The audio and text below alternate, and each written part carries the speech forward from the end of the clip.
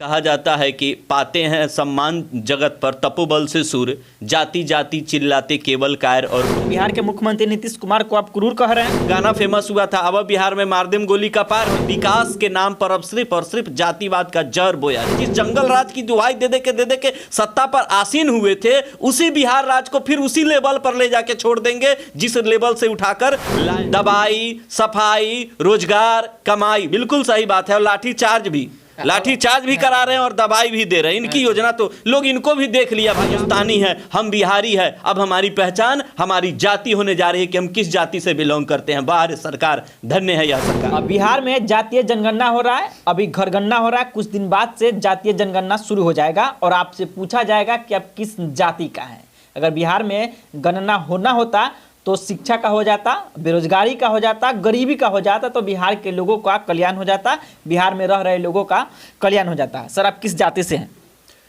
ये तो आप बिल्कुल सही कहते हैं। हम बिहार में हैं तो अब हमको जाति बताना होगा। कहा जाता है कि पाते हैं सम्मान जगत पर तपोबल से सुर, जाति जाति चिल्लाते केवल कायर और क्रूर है। ये रामधारी सिंह दिनकर की कविता है। लेकिन अब यहाँ वो चीज़ नहीं होगा। अब यहाँ सम्मान पाएगा लोग जाति बतलाकर। ये बिहार की बड़ी विडंबना है कि 500 करोड़ रुपया को पानी की तरह बहा देना है जाति जनगणना कराकर। और इससे लाभ किसको है? तो सिर्फ और सिर्फ नेताओं को, जनता को इससे कुछ मिलने वाला नहीं रोकेंगे। आपने दोहे में कहा कि क्रूर, तो बिहार के मुख्यमंत्री नीतीश कुमार को आप क्रूर कह रहे हैं। बिल्कुल सही। ये रामधारी सिंह, राष्ट्र कवि हमारे रामधारी सिंह दिनकर जी ने लिखा है कि जाति जाति चिल्लाते केवल कायर और क्रूर है, पाते हैं सम्मान तपोबल पर सुर, अपने भुजबल से।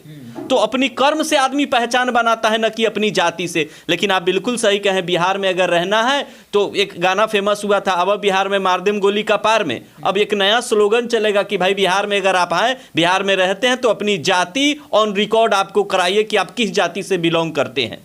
ये तो यह बड़ी विडंबना है बिहार सरकार की और ये सोच की मैं दाद देता हूं कि किस प्रकार का इनका सोच है और किस प्रकार के मानसिक विकृति के शिकार हो गए हैं कि अब जाति जनगणना पर उतारू हो गए हैं। बिहार सरकार ने इस जातीय जनगणना पे 500 करोड़ रुपया खर्च कर रही है। पहले 500 करोड़ को अगर बिहार सरकार चाहती तो बिहार में हो रहे भ्रष्टाचार पे लगाती, शिक्षा पे लगा देती, गरीबी पे लगा देती, बेरोजगारी पे लगा देती, तो बिहार के लोगों का कल्याण हो जाता। लेकिन नीतीश कुमार, बिहार के यशस्वी मुख्यमंत्री माननीय श्री नीतीश कुमार जी, इस चीज़ों पे उचित नहीं समझा। हालांकि जातीय जनगणना कराई। एक बात बताइए, जातीय जनगणना से किसको फायदा होने वाला है?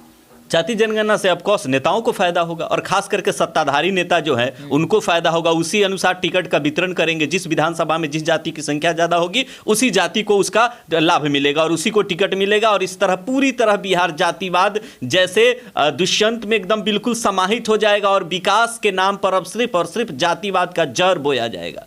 इससे समाज और डिवाइड होगा। ये समाधान यात्रा निकाले नहीं है, समस्या के लिए निकाले हैं कि और समस्या समाज में बढ़ेगा।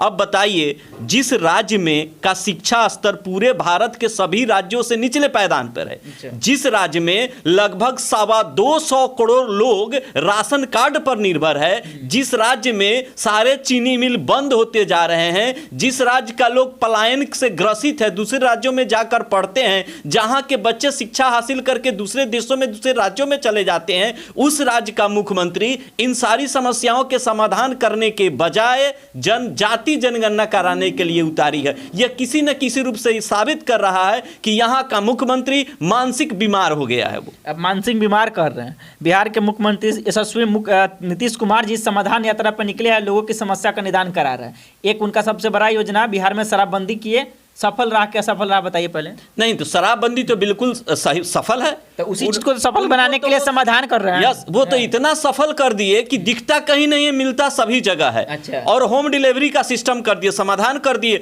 छोटे छोटे बच्चों को भी रोजगार पर लगा दिए कि भाई दारू बेचो, शराब बेचो। आए दिन वीडियो वायरल होता है, छोटे छोटे लड़कों को उसको भी गांजा आदि के चरस के सबके शिकार बनाते जा रहे। बिहार को तो हमको लगता है जहां से उठा कर लाए थे, जिस जंगल राज की दुहाई दे दे के सत्ता पर आसीन हुए थे, उसी बिहार राज को फिर उसी लेवल पर ले जाके छोड़ देंगे जिस लेवल से उठाकर लाए हैं। और तेजस्वी जी जो उप मुख्यमंत्री थी, एक ड्रीम था बच्चों को, एक युवाओं में जोश आया था कि जब इनकी सरकार आएगी, ये सत्ता में आएंगे तो सभी को रोजगार देंगे। और इनका नारा भी था, दवाई, सफाई, रोजगार, कमाई। बिल्कुल सही बात है। और लाठी चार्ज भी लाठी चार्ज भी करा रहे हैं और दवाई भी दे रहे हैं। इनकी योजना तो लोग इनको भी देख लिया भाई। आपने भी बिहार के सभी नौजवानों को जो नौकरी की, मेरी पहली कलम से, कहां गया वो डायलॉग, मेरी पहली कलम से मैं 10 लाख लोगों को रोजगार दूंगा। अब क्या हो गया, 10 लाख 10,000 तो दिए नहीं, उल्टे लाठी से मार के कितना का कपार फोड़ गए। दवाई तो दे रहे हैं, दवाई उनका हो रहा है। कलम का स्याही खत्म हो गया होगा तेजस्वी यादव का। हमको लगता है कि उनके कलम का स्याही खत्म हो गया और बिहार में जाति जनगणना करा कर एक अमिट छाप 1931 के बाद सर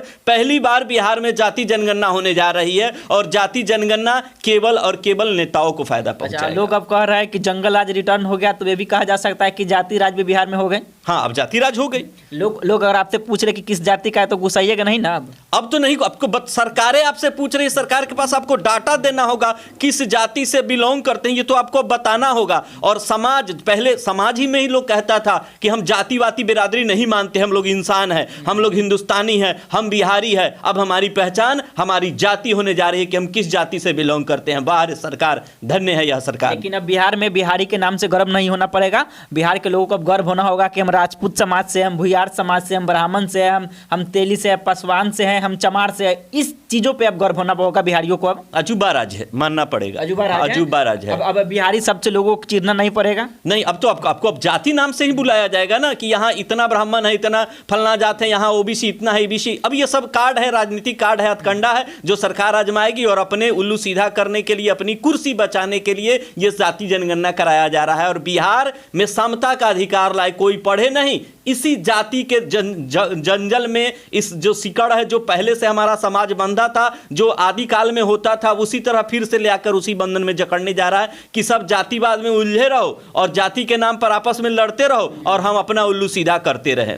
500 करोड़ रुपया बिहार सरकार खर्च कर रही है सिर्फ इस नाम पे कि बिहार में कितने जाति के लोग रहते हैं, कौन जात का कितना परसेंटेज है, कौन जात का कितना परसेंट लोग हमारे बिहार में रहते हैं। 500 करोड़ रुपया को अगर बिहार में खर्च किया जाता गरीबी के ऊपर, शिक्षा के ऊपर, बेरोजगारी के ऊपर, तो बिहार में रह रहे बिहारियों का कल्याण हो जाता, बिहार के उन गरीबों को कल्याण हो जाता, बिहार में शिक्षा से वंचित लोगों का कल्याण हो जाता, शिक्षा का दमखम भी जान जाते। लेकिन नहीं सर, बिहार के जो मुख्यमंत्री हैं, बिहार के नेता में बैठे लोग हैं, सत्ता में बैठे लोग हैं, वो ये चीज़ नहीं समझते हैं। ये चीज़ ज़्यादा उचित समझते हैं कि बिहार में जातीय जनगणना करा लीजिए, हमें फ़ायदा हो जाएगी, हमें पार्टियों को चुनने में आसानी होगी, हमें नेताओं को चुनने में आसानी होगी, हमें क्षेत्र बांटने में आसानी होगी, किस क्षेत्र में किस जाति के ज़्यादा लोग रहते हैं वहीं जाति के उसमें नेता बना देंगे और अपना रोटी सेक लेंगे। तो जरा आप सोचिए ना कि बिहार में जातीय जनगणना से बिहार के किन लोगों को फ़ायदा होगा, कि सत्ता में बैठे लोगों को फ़ायदा होगा। कमेंट बॉक्स खुला है, आप जरूर लिखिएगा कि बिहार में जातीय जनगणना से किसको फ़ायदा होने वाला है, किसको नुकसान होने वाला है। अगर आपको विचार विमर्श भी नीतीश कुमार को देना हो तो वो भी जरूर लिखेगा। बाकी वीडियो देखने के लिए आप सभी दर्शकों का बहुत बहुत धन्यवाद, आभार। जय बिहार।